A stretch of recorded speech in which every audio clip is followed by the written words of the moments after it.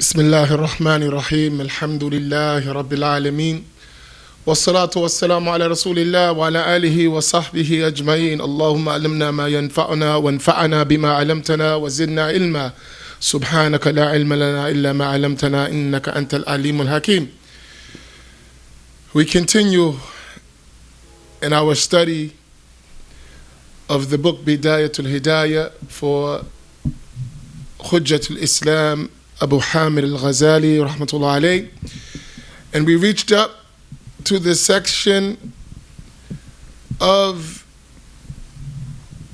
Ijtinabul Ma'asi, or refraining from the sins, which is the second section. And we should keep these sections of this book.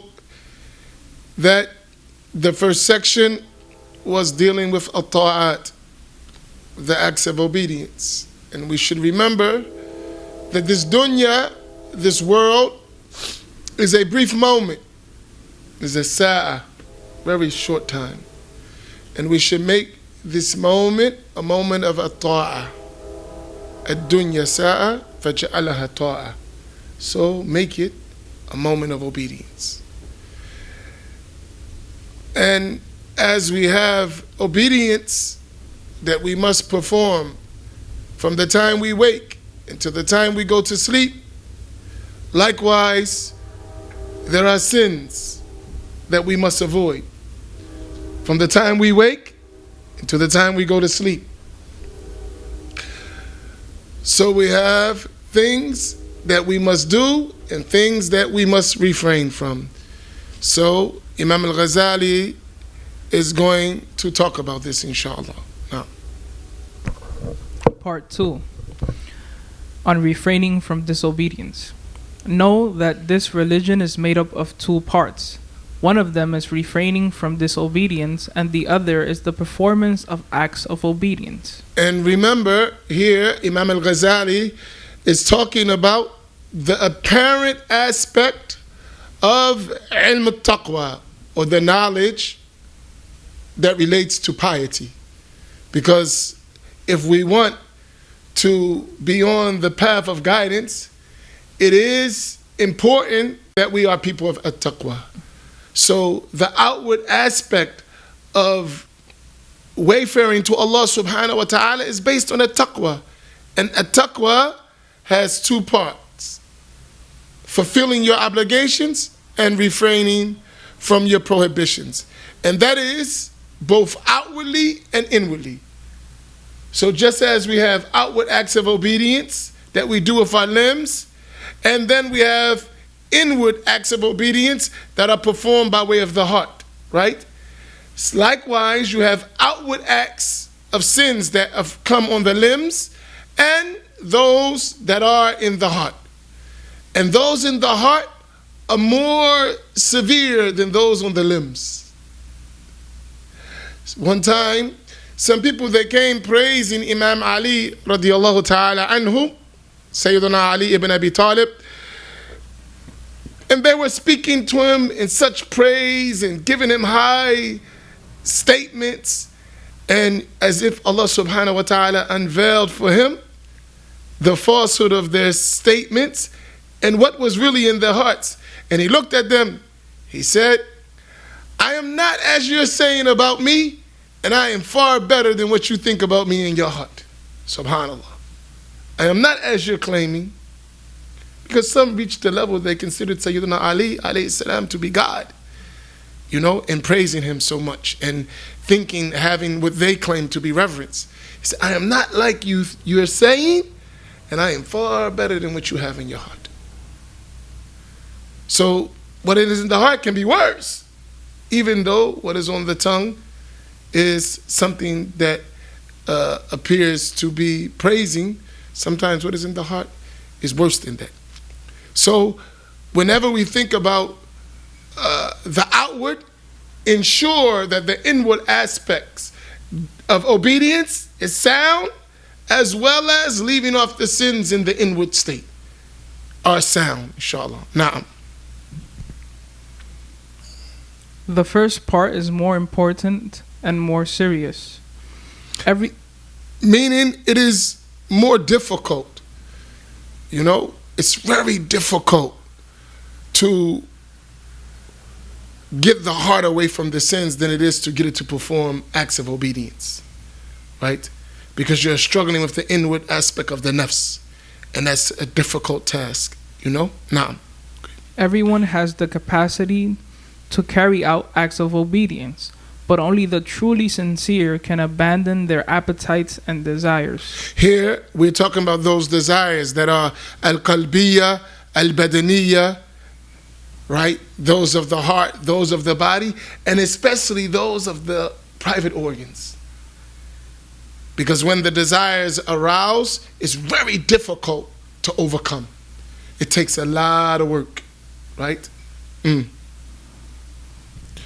Thus did the Messenger of Allah sallallahu alaihi wasallam say, "The true emigrant is the one who abandons evil, and the true warrior is the one who fights his passions." Meaning, he prevents his passions from the desires that come from them by being patient and struggling for the sake of Allah tabaraka wa ta'ala. So the real one who is mujahid is the one who struggles against their lower self. And that self is inclined to evil. So it struggles with the nafs to get it to perform acts of obedience and to refrain from the sins. And that struggle, the struggle of the nafs, is the basis of every struggle. So if you don't struggle with your nafs, there's no way you're going to fight the outward enemies, right? You have to overcome yourself. And that's why there is the narration when the Prophet was coming back from a battle, sallallahu alaihi wasallam, that he said, we have returned from the minor battle to the major struggle. Really. Al-Jihad al-Akbar, it is that struggle against one's lower desires. And remember the hadith we mentioned from the Prophet ﷺ, where he said, Al-Kayyisu man dana nafsahu wa amila ma ba'd al-maut, lima ba'd al-maut. That the wise one, the one who corrects their nafs, gets it in order, and works for after what is after death. And the foolish one, al-ajiz, is the one who follows his nafs and then relies on Allah to fulfill everything for them. Just follow the dictate of the nafs. Whatever the nafs call to, I go for it. So this is a real struggle. And it is a lifelong struggle. Because Imam Al-Ghazali mentioned in other texts that you have four enemies or obstacles on your path to Allah. You have ad-dunya, this world, al-khalq, the creation, al-shaitan, the devil, and al-nafs, your lower self. And he mentioned how to combat each of these, but he said the nafs is the hardest one because it never leaves you. It stays with you all the time. Shaitan will flee, creation will go away, the dunya will go away, but your nafs is going to be with you. So that is a constant war, right? A constant struggle. Yes, go ahead. The sins committed with the limbs. Know that you disobey Allah Most High with your limbs, while they are a bounty from Allah and a trust to you. Here you look at this. And everything you have is under the ownership of Allah subhanahu wa ta'ala. You don't own yourself, you don't own your limbs, you don't own any gift, any endowment that Allah gives to you. It all belongs to Allah subhanahu wa ta'ala. So you should consider everything you possess, both inward, outward, related to your personal charges or other matters, as ni'matun min Allah. It is an endowment, a favor from Allah subhanahu wa ta'ala. Right? And we have so many of these favors, and not only for every favor, there's an amana, there's a trust that comes with it. Right? Habib Omar, he said something, and I mentioned it to you after the class yesterday. He was like, even your cell phone, you're going to be questioned about it. Because it can be used as a favor. What you do with it? What did you spread by way of this phone from the acts of obedience? What did you do with it? Like, we use the cell phone all the time. We pick it up, we use it, we chat, we text, we listen, we talk. And do we ever think that we're going to be questioned about this? Like, there's going to be a reckoning for everything we did with this. SubhanAllah. Because this is a ni'mah if we use it properly, right? It's a means by which we can convey this message. It's a means by which we can bring happiness to the heart of our fellow believers. It's a means to do so many good things, to assist and to aid people if we use it properly, right? And it's a trust, because some people don't have these things. They don't have this facility, right? And then you think you have in your hand the whole world, subhanAllah, access to so much. And what did you do with that? And the early Muslims before us didn't have this except by miracles, you know? But this is something that's common in your hand. You can travel far distances in seconds with this thing. Talk to someone on the other side of the world. Benefit, learn, spread. So you should think about these enemies. And your limbs, right? You use the limbs to use this, right? Your hands, your eyes, right? You speak, your tongue. And Allah gave you the ni'mah, and you use it in disobedience. That is the ultimate betrayal. Allah did you a favor and you disobey Him with your favor. He gave you benefits and favors and blessings and endowments, and you disobey Him with it. This is the height of stupidity and ignorance. Nah. So you're using the bounties of Allah Most High to disobey Him is the ultimate ingratitude, and you're betraying the trust He has placed with you is the ultimate tyranny. And you consider both, because the fact that you are ungrateful, that's one sin, and you're not doing what you're commanded. So you're committing the sin of being ungrateful to Allah subhanahu wa ta'ala by using His favors in acts of disobedience, and you're neglecting an obligation at the same time, which is to have a shukr, right? Because it's both sides. You need to have gratitude for everything Allah gave you. So if you're ungrateful by using your limbs and organs in disobedience, that means you're not fulfilling the command of Allah subhanahu wa ta'ala, which is to be grateful. Indeed, the parts of your body are your subjects. So pay attention to how you govern them. Each of you is a shepherd, and each of you is answerable for his flock. So you look, you always have something under your responsibility. And the closest to your responsibility is your own organs. And you're in charge of making sure your organs are in a state of rectitude, are following the commands of Allah subhanahu wa ta'ala. Like the shepherd, he has to control the flock. If he loses one of the flock, he's going to be responsible for that, right? That means you have to be paying attention. Have you ever watched a shepherd? I used to look out the window in one of my teacher's house in Baqar Valley, and in the back, there used to be where the shepherd would graze their sheep and goats and things like that. And you would see one person with like 60 or 70 sheep or goat and just managing them. But he has to be paying attention to every single aspect of their travel and their where they go, make sure they don't go. And that's how you need to be with your limbs.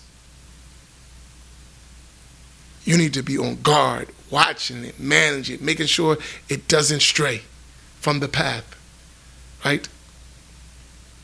And that's an art when you look at it. You're like, wow, I wonder if I could do that. Yeah, you can do it. You have to watch your body every day, right? You have to watch your organs and your limbs. And be attentive to to what comes from your limbs. Because you think about it, you're going to be questioned. Yawm al-Qiyamah, you're going to be questioned about that. Know that all your limbs will testify against you in the plains of judgment with clear, eloquent speech, as Allah will expose your faults in front of an assembly of creation. Sayyiduna Umar ibn al-Khattab radiallahu ta'ala anhu, when I think about the responsibility, being like the imams in charge of his people under his leadership, and the servant is in charge of the property of the one they're serving, and the woman, she's responsible for the house and those under her care, and the husband responsible. Everybody has a responsibility, right? And the leader, the imam, or the khalifa, responsible for everyone under his authority. And it was related about Sayyidina Umar. He said, woe to Umar, he doesn't sleep. SubhanAllah. If he sleeps during the day, he's not taking care of those under his authority. So he's going to be questioned about that. And if he sleeps at night, he doesn't take care of his own self by doing Qiyamul Layl and doing, so he said he doesn't sleep. He's always in a state of observation of those under his authority.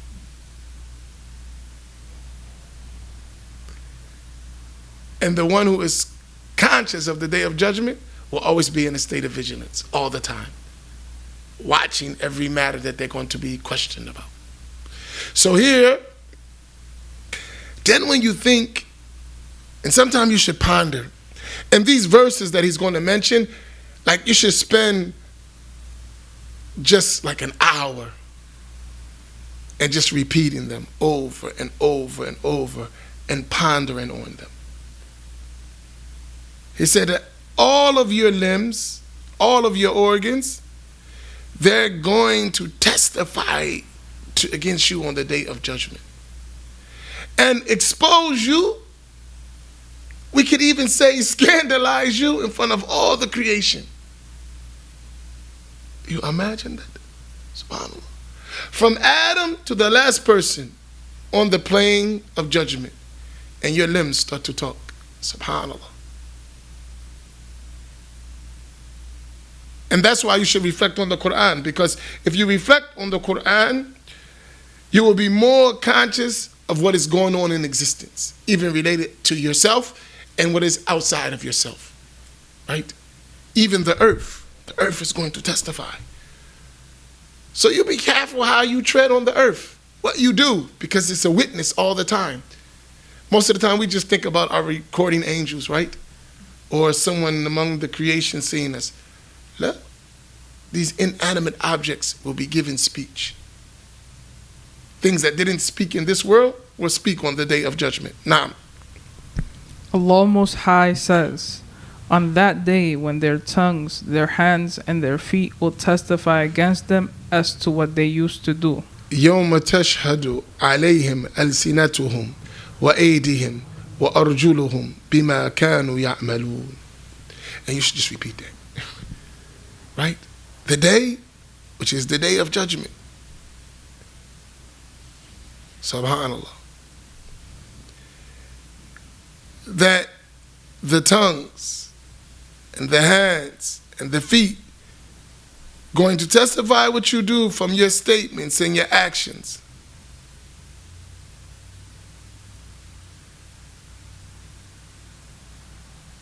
So now you want to watch your feet, right? Because wherever you step, you remember the feet is going to, he took me where I didn't want to go. The hand say he grabbed what I didn't want to grab. Because your limbs don't want to disobey Allah. It is you that have control over them, and you are putting them into the hellfire by your contradicting the command of Allah subhanahu wa ta'ala. They don't accept at all. So you should think about that. My nafs tell me to do something, but my organs are saying, wait a minute, I am not a part of that. No, not me. And on the day of judgment, they're going to come say, hey, I didn't want to do that. I was free from this action of so-and-so. You cannot hide. So if you're conscious of the day of judgment and these verses are what's going to occur, you become oblivious of people. I don't need nobody to witness. My own limbs are going to testify. SubhanAllah. And when we develop a real state of presence, sometimes we cannot sleep if we think about these verses and constantly repeat them. Oh.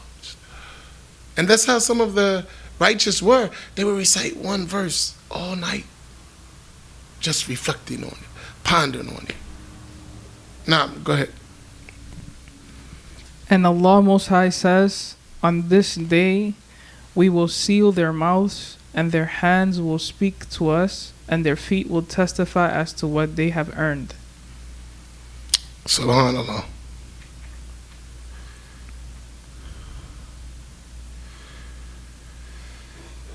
Allah. Naam.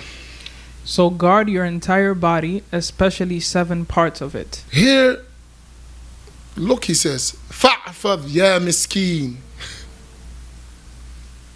So protect, guard, oh you impoverished one. SubhanAllah. All of your body from the sins. Especially the 7 organs, and he's going to mention them. And one of the things that the ulama, they mentioned in their books when they talked about the sins, they divided them according to each organ. Like so you can focus.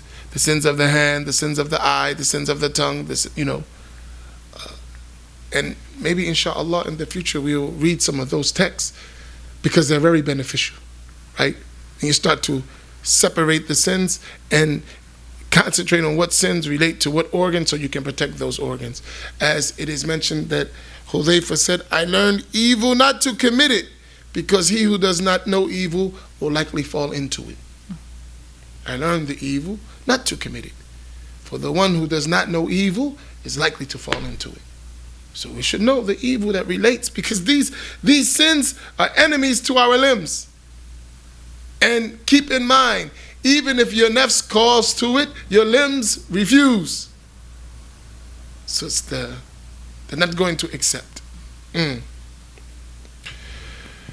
Allah.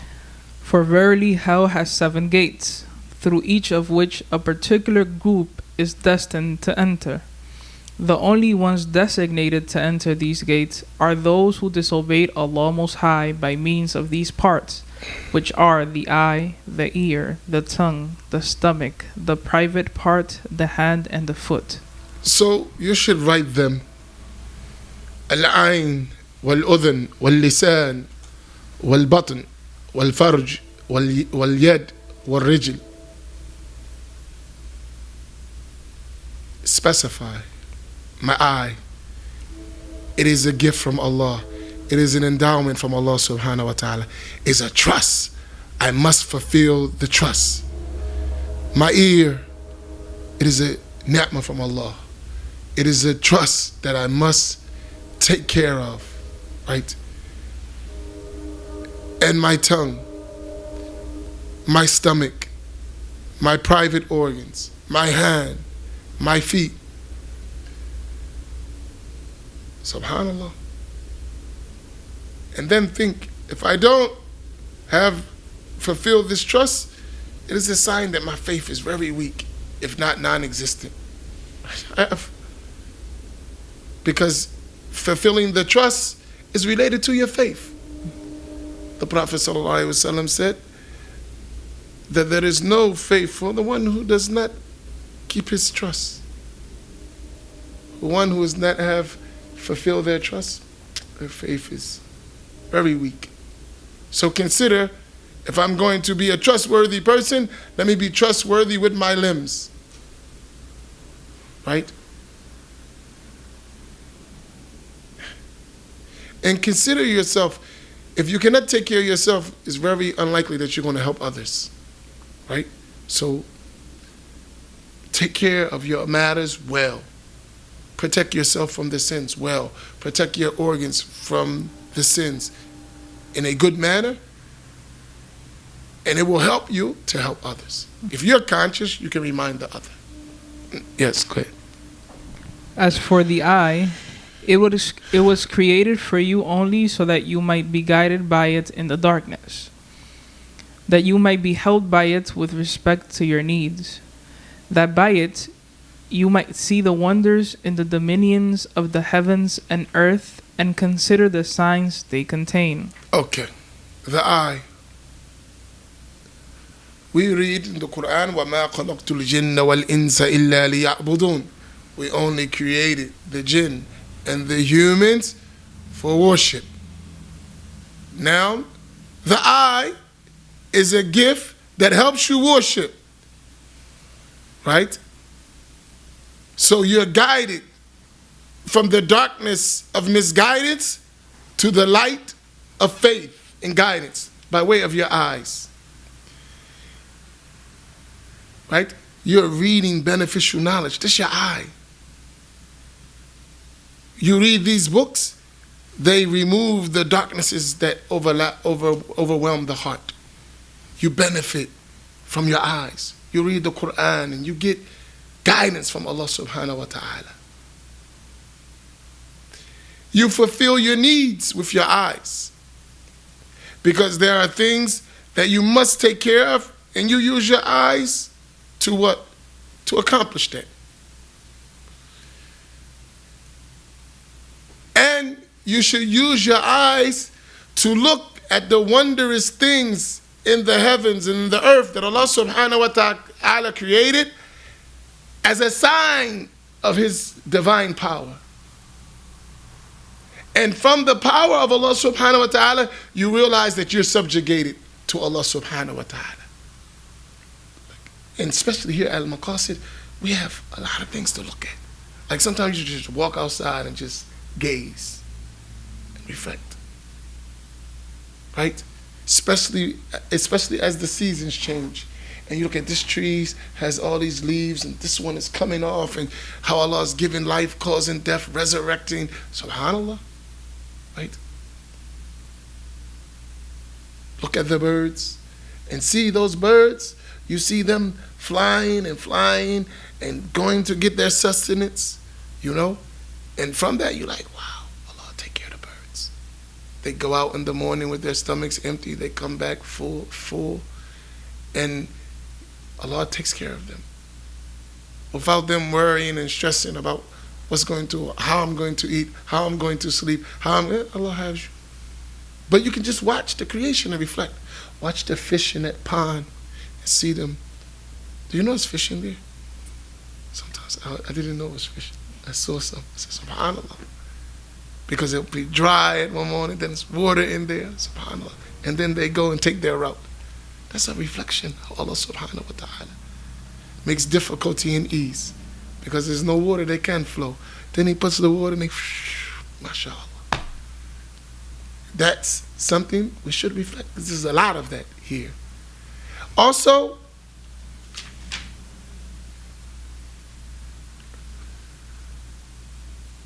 to take an admonition from the signs in the creation of Allah tabaraka wa ta'ala. So that is what you do with your eyes. And consider if you do anything else with your eyes that doesn't guide you to Allah subhanahu wa ta'ala, you're being ungrateful for this favor of Allah subhanahu wa ta'ala, and you're using it for other than what it's created for, and it's going to be testifying against you. So now sometimes just watch your eye.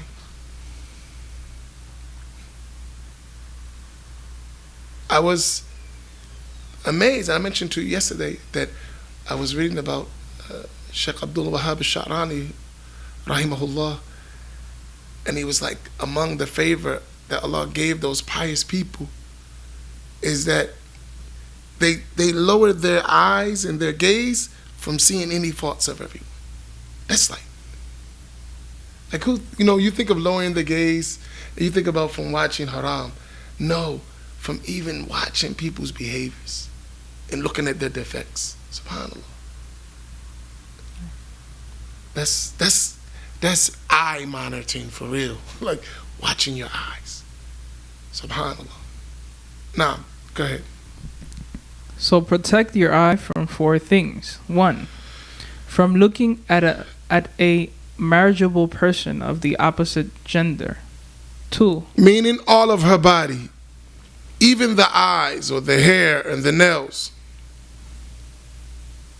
especially if you're taking pleasure from that. Imam Al-Shafi'i, our teacher told us that he had lost some of his memory because he had a photographic memory. Like if he would read 2 pages, he had to put one hand so he don't memorize both of them. And he complained to his teacher that he lost his mind. I mean his eyesight. Not eyesight. La hawla wa la quwwata billah. His memory. He was losing his memory. And his teacher told him, leave off the sins. Right? And our teacher told us that, the sin that it was, that he was in the marketplace and he saw the ankle of a woman. Just the ankle. And that caused him to have a loss of some of his memorization. So that's what I said, even the hair and the nails. Don't look. Lower one's gaze. SubhanAllah.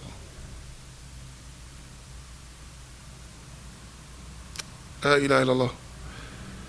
Imagine in the environment we live in, it is a wonder that we memorize anything with all the things our eyes see. If this is Shafi'i talking about just by accident seeing the ankle, la hawla wa la quwwata. May Allah help us for what. And I think there's a connection there because we don't memorize like the previous nations, or the previous scholars before us. 2. From looking at a beautiful form in a lustful way. SubhanAllah. 3. From looking at a Muslim with an eye of disdain. And 4. And here, consider yourself as the worst one on the earth. And that you're not even better than the dog. So definitely you shouldn't look at a Muslim with disdain, right? And that is part of arrogance, kibr, to reject the truth when it comes to you and look down on others. Never look down on anyone. 4. From being on the lookout for another Muslim's fault. Which we talked about, inshallah. As for the ear... We have to stop here. Okay. We're at 6:04. Inshallah, we'll pick up tomorrow, inshallah. Wa sallallahu ala Sayyidina Muhammadin wa ala alihi wa sahbihi ajma'in. Ila ruha al-Nabi sallallahu alayhi wa sallam al-Fatiha.